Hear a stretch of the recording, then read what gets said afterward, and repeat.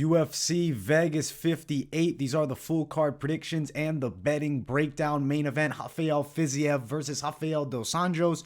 It's a pretty decent card. We'll talk about each of the matchups. Make sure you guys smash that like button. If you're new to the channel, subscribe. Turn those post notifications on and share the video as well. Let's jump into fight one. Ronnie Lawrence versus Nzechukwu Kakhramonov. I'm going to be going with Nzechukwu Kakhramonov. I actually really like this fight. And they're matching up really good young prospects. I mean, not super young. Lawrence is 30, but like he's hit that prime right now. Quick, 8-1, 9-2. Both guys with a lot of potential in the bantamweight division. I like Ronnie Lawrence's skill set a ton, but I really think they're throwing him a little bit too difficult of a matchup with a dangerous guy like Nzechukwu. With Nzechukwu, you have a very tricky kickboxer who has dangerous grappling skills, fast hands, strong inside of the clinch. I think that Ronnie Lawrence looked pretty good against Mano Martinez, but Martinez still towards the end of the fight had a couple moments. Lawrence, for a guy without a wrestling background, impresses the hell out of me with his level changes. That being said, I don't think he'll have that success with wrestling against Nzechukwu. As they start striking, I feel like Kakhramonov has more power in his hands and will land pretty good shots. I do think Ronnie Lawrence might be a bit smoother and quicker maybe of a striker, but Nzechukwu will do more damage with the strikes that he lands. If they start grappling, I'm going to favor it towards the Nzechukwu Kakhramonov side. I think we're going the full 3, and I'm expecting Kakhramonov to win this bout by a decision. Real prospect battle here in the bantamweight division, and it's interesting when you throw two guys with, I think, high ceilings together early in their UFC careers, but it's the UFC, baby, the best versus the best. Ronnie Lawrence, slight favorite, minus 117 best value. Nzechukwu Kakhramonov around plus 114. I like the ever so slight underdog, Nzechukwu Kakhramonov. I'm expecting him to win a decision, and I won't be surprised if it's 29-28. I even kind of seeing first round Lawrence, second and third going the way of Nzechukwu. Good first fight of the night, though. Real toss-up battle, but we're going Kakhramonov. Next fight, Kennedy and Nzechukwu versus Karl Roberson. I'm going to be riding with Kennedy and Nzechukwu. He's so awkward and long. I think it's going to be hard for Karl to find a ton of success closing distance. I do think Roberson's definitely the better technical striker of the two, has pro kickboxing experience, fights out of the southpaw stance, actually has some really nasty straight punches, very strong kicks. And Nzechukwu has such a long range edge, 4 inches taller, but he brings a 9-inch reach advantage. And honestly, Nzechukwu uses that distance fairly well. He keeps his arms far out, uses that lead hand range finder. Also, southpaw versus southpaw matchup. That's going to be interesting to see. How will it end, though? I do think Karl Roberson has the ability to have success in this fight, but he doesn't pose a significant wrestling threat. I don't think he finds an easy way to the Nzechukwu chin. I think Nzechukwu is going to throw him off with his awkwardness and range, really. I think you'll see decent shots from the outside. I think Roberson will try and get inside. I think Nzechukwu and him will be competitive and maybe stifle each other in clinch situations. And I'm going to pick Kennedy and Nzechukwu to win a competitive decision over Karl Roberson here. I know the last one against Nick Negumereanu didn't go Nzechukwu's way, but let's be honest, he still had good moments in that fight, did more damage, and I do think he can find some good shots on Karl Roberson. Just not confident enough on picking a KO really on either side. I'm going to go Nzechukwu by a decision over Roberson. Now, looking at the lines, it's a pick'em's fight. Best value is Roberson at plus 103, and Nzechukwu at minus 110, but it's an even Stevens fight here. This is a pick'em's. It's extremely competitive, and I'm really excited to see what happens. I still feel like, even though Nzechukwu, I know he hasn't had great success as of late, still a raw talent. I still expect improvements. I don't want to say we've seen what Roberson can do, but I don't know. I feel like we kind of have. If it's not first round knockout for Roberson, I see it as bust. I'm picking Kennedy and Nzechukwu to beat him by a decision in what might be a bit of an awkward fight for sure, but one to definitely get excited about. I do think it could be a pretty entertaining second fight of the night. Next one, Cody Brundage and Tresean Gore. I am excited as hell to see Tresean back. I'm telling you out the gate, I'm picking him to win here. He's so dangerous with his striking. He's got a ton of power in his hands. You look at Cody Brundage's last fight when he took on Dolce Ligambula. He was getting destroyed. He came back with a great guillotine. But let's be honest, Legambula shot for the double leg and put his neck out there and locked himself in that position. If he would have just kept punching, he was probably en route to knocking Brundage out. Tresean Gore needs to have higher output than he did against Bryan Battle. I think he will start a bit faster. I feel like he's coming in motivated. The self-belief on Tresean is extremely high. This is a guy that talked about that he's going to be a champion of the world, has that mindset of a champion already. Not a ton of pro experience, just 4 fights, but does have the bouts on the Ultimate Fighter as well. I think he's going to hurt Brundage striking.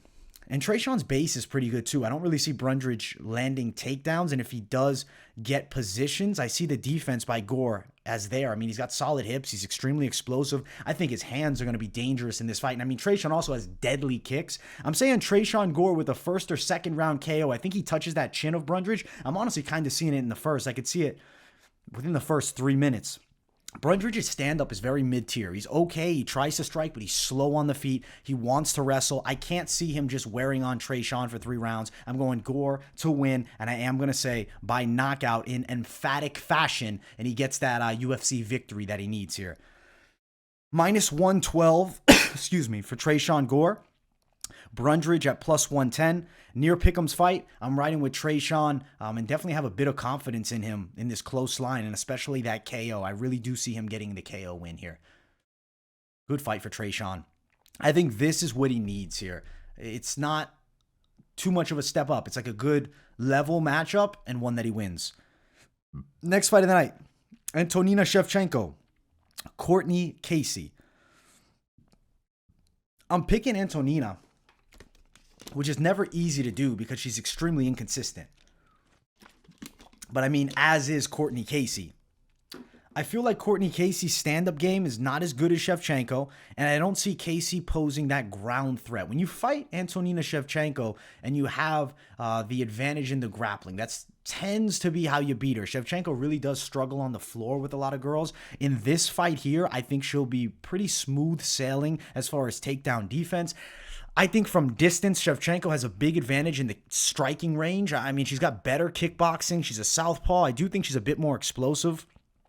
She doesn't have near the explosiveness as her sister Valentina, but Antonina still has that Shevchenko flow. You see the same style there, just without that athleticism. She's the technically better striker than Casey. Casey is a pretty skilled kickboxer, peppering style puncher, very decent front kicks. Normally, has some range advantages over girls she's fought in the past. This one, she will not have that. Antonina being the taller girl. I think she's going to win this fight in a competitive fashion, though. I think we're going the full 3. Shevchenko will fend off takedown attempts from Casey, which I do definitely believe are coming. But on the feet, I think Shevchenko lands a significant strikes and she gets her hand raised. I know Antonina Shevchenko hasn't lived up to that Shevchenko name necessarily, but she should beat a Cortney Casey, which sucks for Casey because she'll be 10-10 as a pro after this fight, and I do think she's a lot better than her record. Shevchenko, the minus 170 favorite in this one. Casey at plus 160 as the dog. Will ride with Antonina Shevchenko for the win. And I'm going to say decision. I think the distance striking will be the difference, and Cortney Casey not posing the grappling threat will be a big factor that leads Antonina Shevchenko to victory in this fight. I like this matchup, though. I think this is a really good one for both girls. Is it a loser walks? I don't think so. I think either way, both girls will still be in the UFC after this one. Next one, Aiemann Zahabi versus Ricky Turcios. I like Turcios a lot. I've been a fan of him since the tough season. I mean, I said I like this guy. I'm going to pick him. He's not in the clear, though, because Aiemann Zahabi is pretty well-rounded. He's got a pretty good defensive striking game and does have knockout power. Impressive win against Draco Rodriguez in the last one. He slept him with one big shot.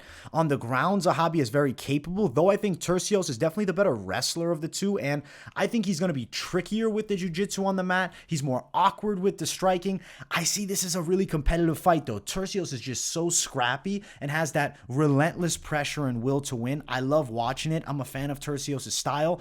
I expect him to out-scramble Zahabi in wrestling positions. I think he out-scraps him in the close range and lands better shots when they're throwing flurries. They will be mixing it up, and Turcios is going to bring that heat. I'm going Ricky Turcios to win. Don't even be surprised if it's by a split decision, because I do think this could be a pretty competitive fight, but you got to ride with the youth also of Ricky Turcios, the Ultimate Fighter winner. He's riding the high. Zahabi, yes, big win in the last one, but before that, layoff and 2 losses inside of the UFC. I'm going Turcios. Line is a little wide for my liking. Minus 177 for Turcios. Zahabi plus 167. I'd rather see this as more like a minus 130 favorite Turcios, so you guys can really jump on that line with more confidence. But I still expect him to win the bout nonetheless. And I guess having that Ultimate Fighter win is going to juice his line a bit here against Zahabi in a fight that he really should win. The youth is a factor. I don't think Zahabi has as high of a ceiling as Turcios. Turcios has that Tony Ferguson flair when he fights a bit, and I really do love to watch it. I'm expecting him to get it done. He's going to be scrappier. He's going to be more scrambly on the mat, and he's going to get his hand raised. Win by decision for Ricky Turcios over Aiemann Zahabi. And also note, which is a good factor, there's a 4-inch reach advantage for Turcios, which I do think could play a factor in the striking, keeping Zahabi at range, or even if they're fighting in the close range. I'm not feeling like Zahabi is going to have a ton of offensive success. I don't love the way he puts his strikes together. Yes, has big one-punch power, but isn't a fantastic combination puncher. Turcios definitely throws multi-shot combos better, in my opinion. So Turcios for the win. We're riding pretty Ricky in this one.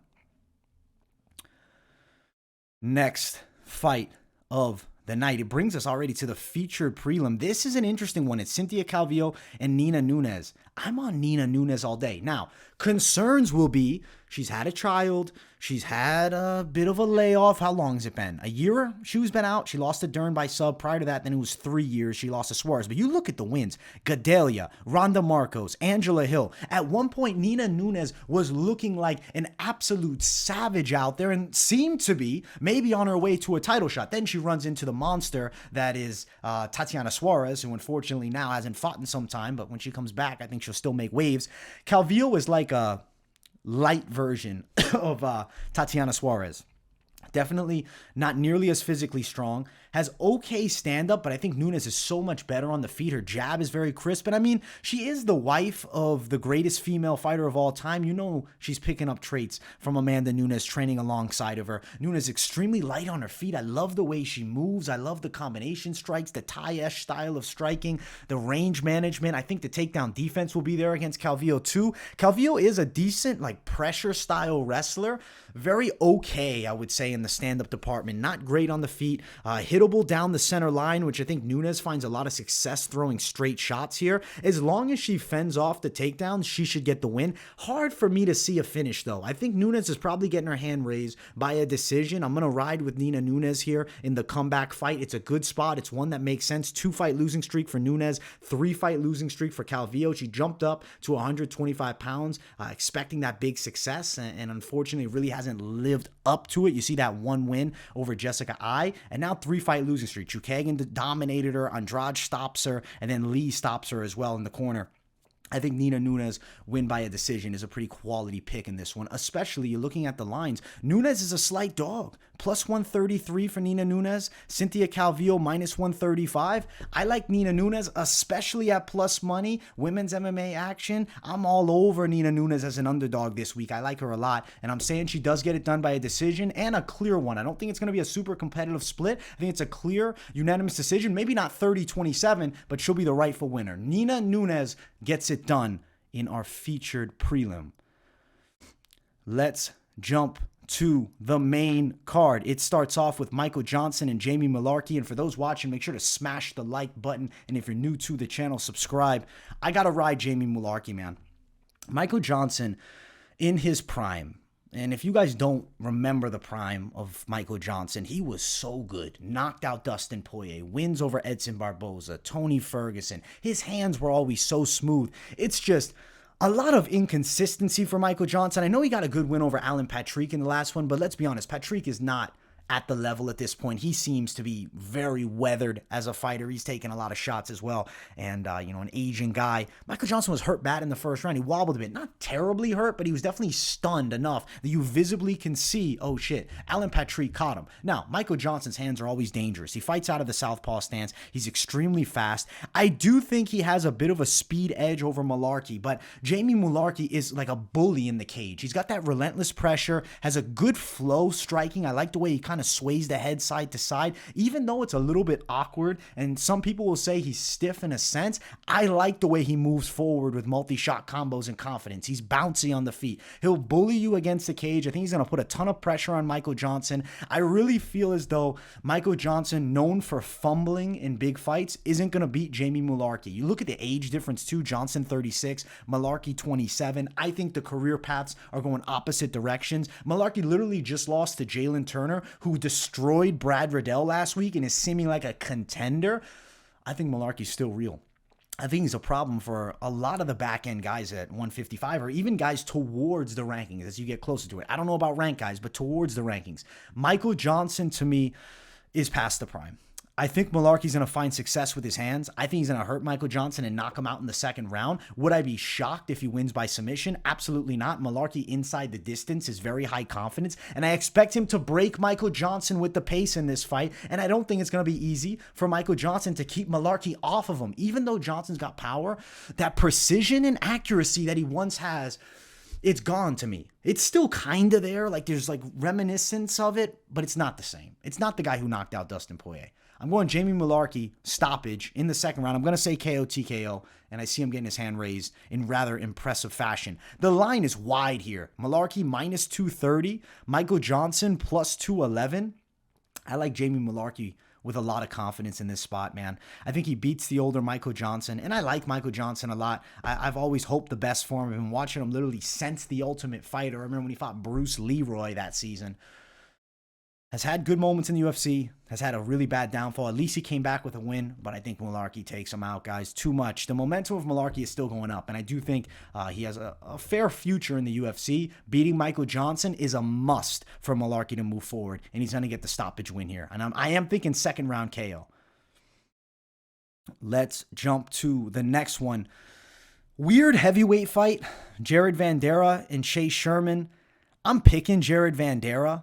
This is not a fight I love at all. It's like back-end heavyweights who are on rough losing streaks. 3 straight losses, Vanderaa. Excuse me. 4 straight losses for Chase Sherman. And Sherman's looked bad in the past few. Let's look at the streak. Arlovsky, okay, he goes distance. Somewhat of a fight. Parker Porter goes distance. Somewhat of a fight. Jake Collier destroys him. Win by submission. Romanov kills him, as expected. Loss for Vanderaa. Romanov also murdered him. No surprise. Arlovsky split decision. Very close fight. Some people thought that he won that bout, so maybe a bit more confidence right on the feet. Vanderaa, there's some success there. And then Oleinik taps him out, which is really no surprise. Oleinik's so dangerous on the floor. And Vanderaa and Sherman both have big holes in the ground game. Crazy, Sherman was the BKFC champion, but I still don't love him in the striking here, man.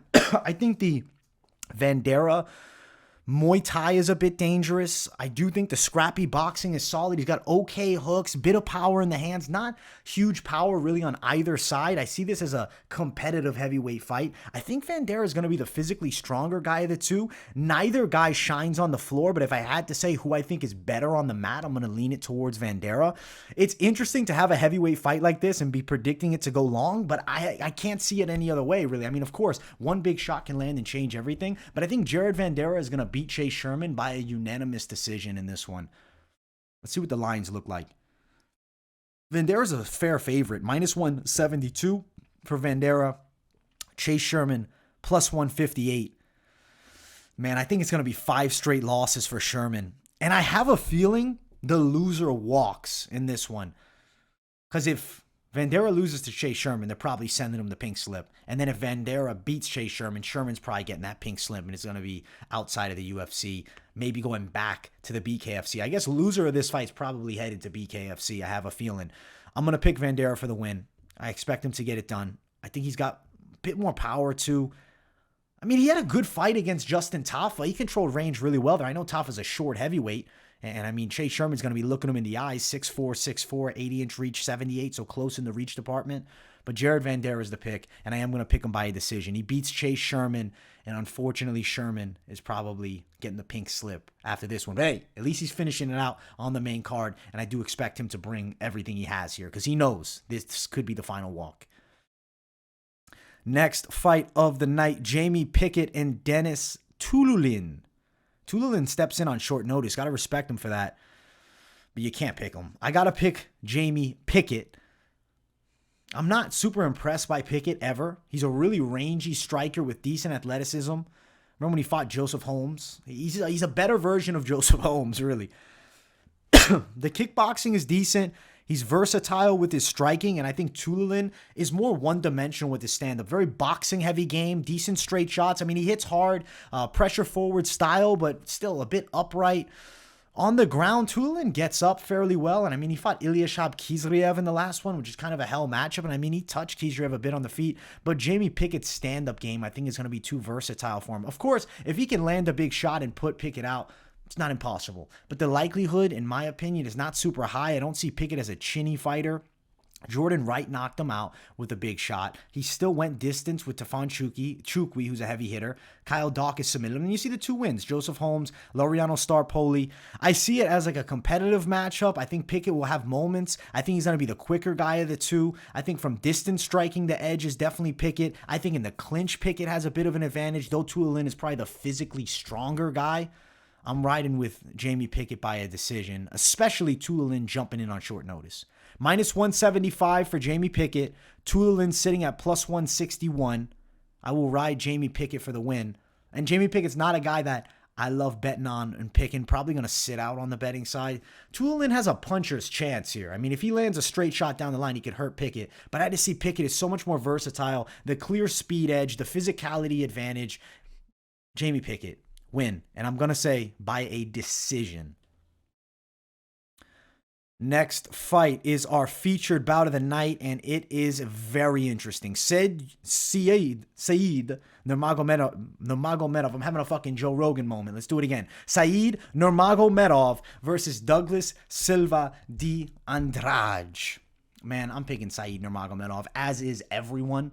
It's very hard to pick against him. He's such a dangerous striker, and he's got nasty submissions too. I love the kicking game. I love the distance striking. I love the explosiveness and athleticism. He has a great finesse about him when he strikes. Douglas Silva de Andrade is a power striker. He's built like a tank, really good overhands and hooks, known to weather the storm, very hard guy to put away. Most of his wins are by knockout. Not an easy guy to finish by any means.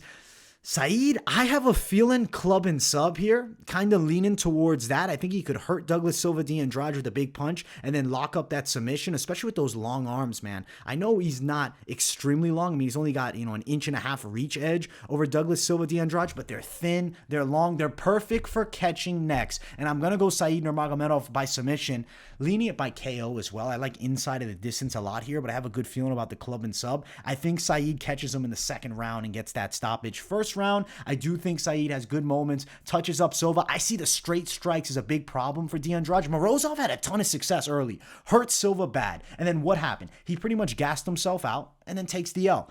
Saeed's going to be a lot more poised and patient, and I think he finds success. I'm going Saeed Nurmagomedov for the win. I'm going to say by submission in this one. He's a pretty small favorite for Nurmagomedov.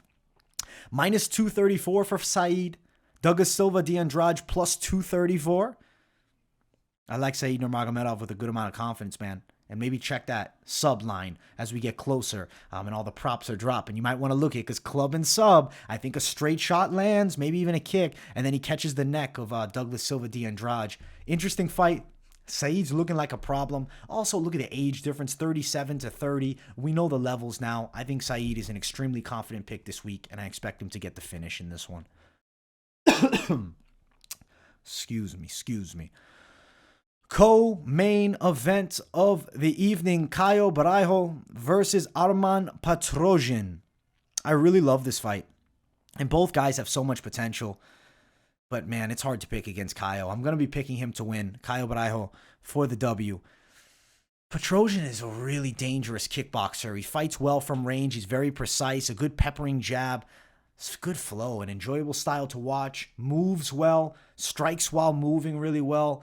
Good kicks, very fast, lands on the target hard. Caio on the other side is a karate-style striker, kind of Machida-esque, closes distance very well, in and out of range like that.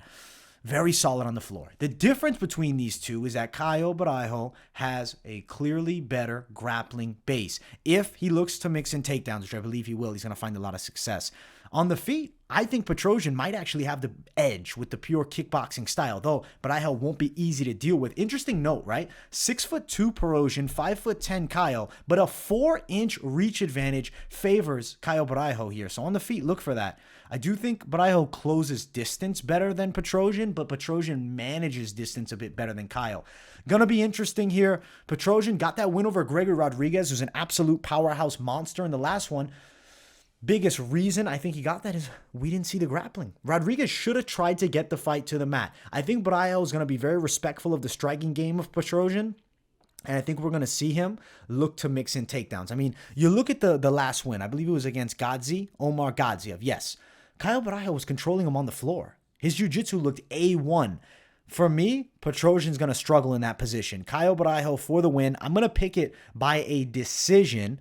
It's going to be hard to finish Petrosyan anywhere. I mean, he's got one loss. It was up a weight class, I believe, at light heavyweight, and he got caught by a huge punch. In this one, I see Borralho winning the bout by a decision. The fight on the mat is going to be the difference maker. Borralho is the favorite, -167. Petrosyan, the dog, +167. I like Caio for the win with a fair amount of confidence. Definitely look for him to getting the fight on the floor. That's where he's going to shine. If he wants to just strike with Petrosyan, it's a coin flip fight. It's extremely close in the striking department, and Petrosyan might be even more dangerous there. But on the mat, there's a clear level difference. Borralho will exploit that hole. Main event of the evening. If you guys haven't yet, make sure to smash the like button. And if you're new, subscribe to the channel. Rafael dos Anjos versus Rafael Fiziev. The battle of the Rafaels really here. I have to pick Fiziev. I was trying to pick Dos Anjos, guys. I really was. I was looking at the tape. I'm like, where can I find it? But even against Moicano, I'm seeing shots open there for a guy at the level standing up of Fiziev. I think Fiziev's power is going to be a big difference maker. I think his kicking game is incredible. Dos Anjos is a good southpaw, very good patient pressure style, good takedowns. I do think he's going to look to take Fiziev down. Right now, Fiziev's takedown defense has been extremely good in the UFC. A lot of questions are going to be answered. Because if Dos Anjos gets on top and Fiziev can't reverse position, now we're in trouble on that Fiziev side. But on the feet, Fiziev is so dangerous. Powerful striker. He brings a pressure style as well. I think he can hurt Dos Anjos striking. Very heavy hands with Fiziev. Mean hooks. Excellent kicking. I mean, you look at the last win, Brad Riddell, he catches him with a spinning wheel kick that puts Brad Riddell down and out. Fiziev is a problem at 155. He's extremely fun to watch. And look, the age is another factor, man. Dos Anjos, to me, is towards the end. Fiziev is on the come up. The hype seems real. As long as he can fend off the takedowns and doesn't just get controlled here, and even if he's taken down, I could see him finding a way up. I don't know what I saw in that Moicano fight, but something. I saw Dos Anjos in the exchanges. I just see Fiziev knocking him out. I'm going Rafael Fiziev by KO. I'm going to predict third round. I'm seeing it with an overhand punch, to be honest. That's the Mystic Mac call. But I wouldn't be shocked if he rips him with a big body kick that weathers Dos Anjos down and then cracks him with a big shot. We're going to find out a ton about Fiziev here. You look at the lines. I know he is a fair size favorite. Fiziev at -205. Dos Anjos at +197. Dos Anjos is a veteran of the game. And I understand people will want to be betting that Dos Anjos side. But note, he's past the age of 35. He has taken a good amount of L's. I know upper weight class at welterweight. Hasn't had that really difficult lightweight test in a long time. I mean, you look at his 2 wins at lightweight. Paul Felder, who's retired. It wasn't a split. It was a clear unanimous, but they gave it a split. Moicano, he nearly murders in there, but respect to Moicano's toughness.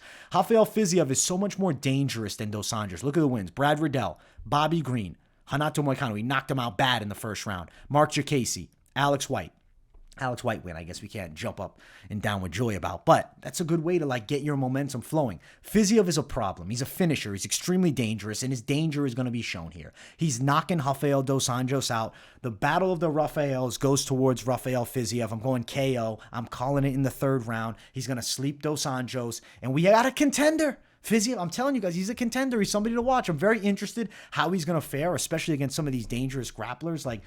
How is he going to fare against a Mateusz Gamrot? That's a fucking difficult fight. We're going to find out. Fiziev has a huge moment. I think he's going to shine in. Fiziev by KO. He's going to beat Rafael Dos Anjos in what should be a very interesting fight.